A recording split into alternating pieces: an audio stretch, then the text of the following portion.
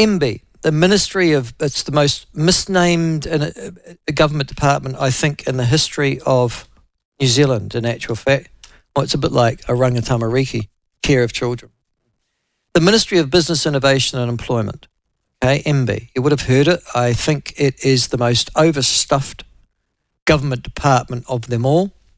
And the idea that, frankly, civil servants in Wellington can be innovative and be fostering business makes me laugh.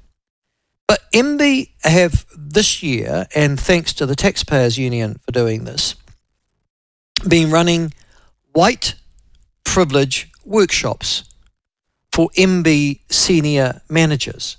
All right? Okay. So this is meant to stop, wasn't it, under this government?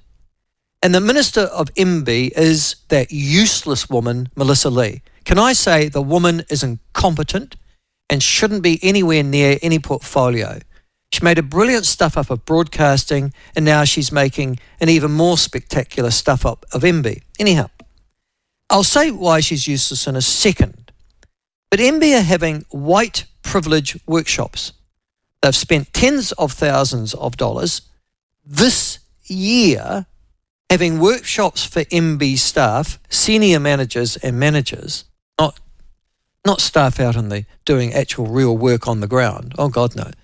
But staff mostly composed in Wellington and similar head offices, on white privilege and showing how you need to be aware of white privilege when you make decisions that would be inherently or instinctively, oh, you poor bugger, biased against non-white people. All right?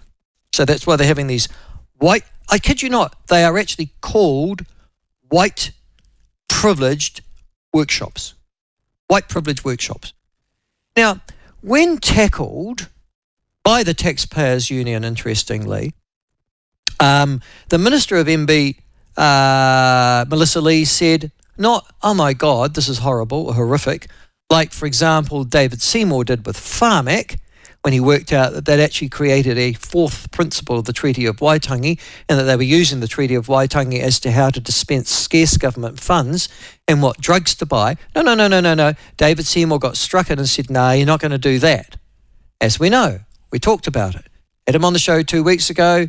2 days later, he issues the command to Pharmac. It's gone. All right?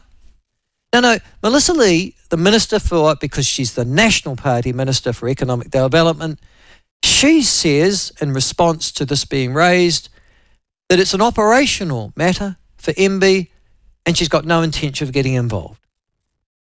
Now, there's the contrast. David Seymour, Melissa Lee. They're both inherently racist.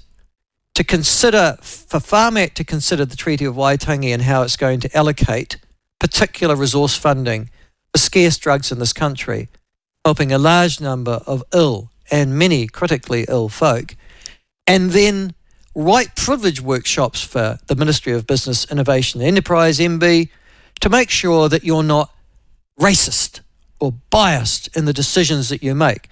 In other words, to make sure that you practice continual wokery in whatever role it is. David Seymour gets involved, says no, stupid, out. Melissa Lee says not going to have anything to do with the operational matter. Extraordinary. But there you go. Along with Hato Ho Hipa St John's Ambulance are performing their roles and tasks, I'm pretty sure that something like 10 months ago we voted for that sort of nonsense to end. I have to say, the National Party members or ministers aren't doing a particularly good job. Oh, no, that's not fair. Individually they are, and I could probably look at Simeon Brown as a really good example of that, the Minister of Local Government, Minister of just about everything. Compare and contrast with Melissa Lee. She's already been sacked once. How long before she's told, don't turn up Monday? Your thoughts?